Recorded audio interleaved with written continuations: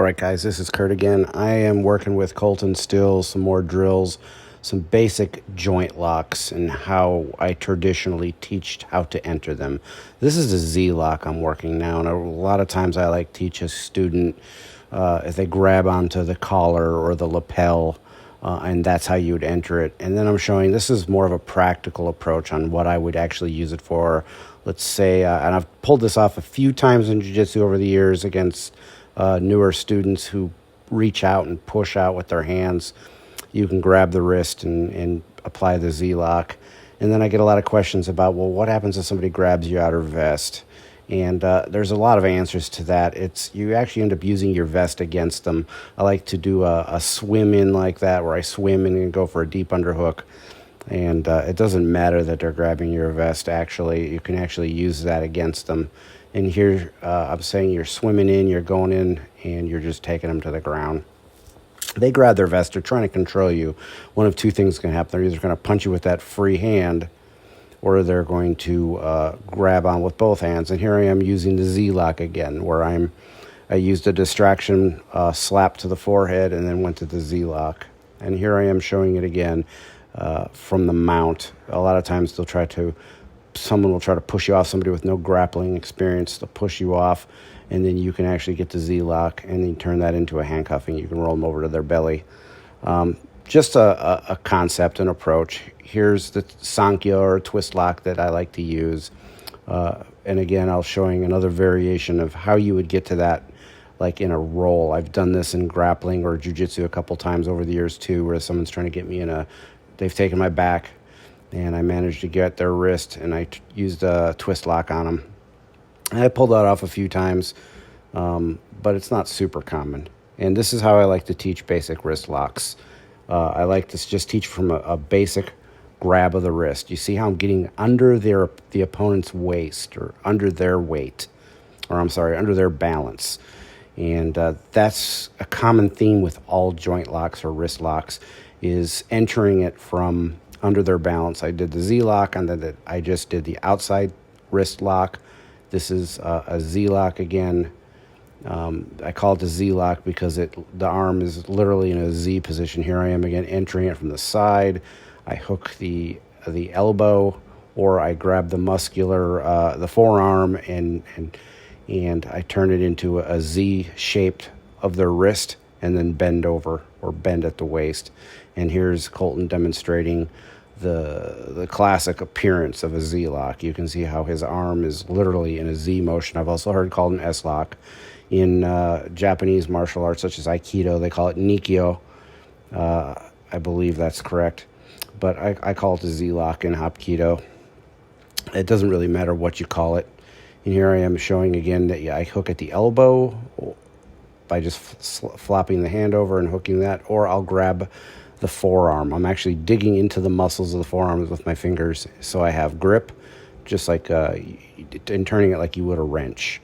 And I'm pinning their wrist to my chest. Here it is again, where I'm using a slap to the forehead. It's not a hardcore strike. It's just a palm strike to the head to distract him. In Japanese martial arts, they call it temiwaza, or vital point striking, or distraction striking. And then I'm going through the motion of the Z-lock. I can turn that into a regular armbar as well, but here I am demonstrating the Z-lock yet again. And this is another example of how someone might use it. I'm like wanting to hold on to that rack, the bar. I don't want to be arrested, and the officer's trying to pull me off of it.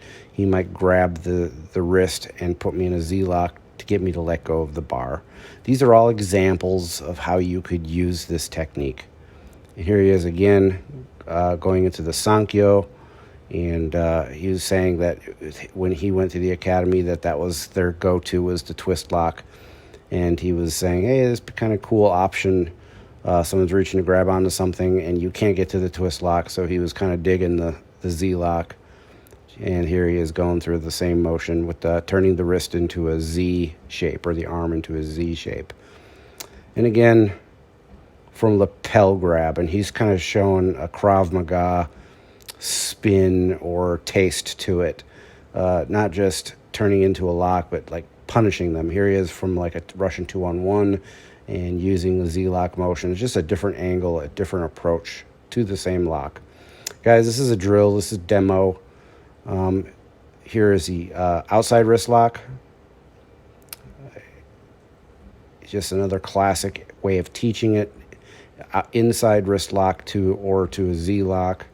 I think I'm going to demo just a straight up outside. Yeah, here I go to Sankyo or twist lock, and everything from the wrist. Again, that's how I teach it. Isn't necessarily how you use it on the street. That's the inside wrist lock right there. It's just the best way to teach someone the motion is from a wrist grab or a lapel grab. And again, not necessarily how you would use it on the street, but you have to teach the concept somehow, and that's the way to do it. And a lot of times I'm trying to get to the come along or the Russian 2-on-1 or the arm drag type position. Here I'm demonstrating how I like to use it. Sometimes I had a guy that had something in his hand and he pulled it away, and I just reached out and was saying, yeah, I just grabbed his wrist, turned it into a twist lock, and put him across the hood of my patrol car. This is how they teach it at the academy, where you keep the wrist low and you pin their arm against your chest. And Colton and I are working on just other variations. You've got somebody in the come along or the 2-on-1, and you're escorting them, and they pull away, and you just go with them. You might not be able to go for the wrist grab. Don't be married to a technique. The idea is to, if they push, you pull. If they pull, you push. You go with the motion.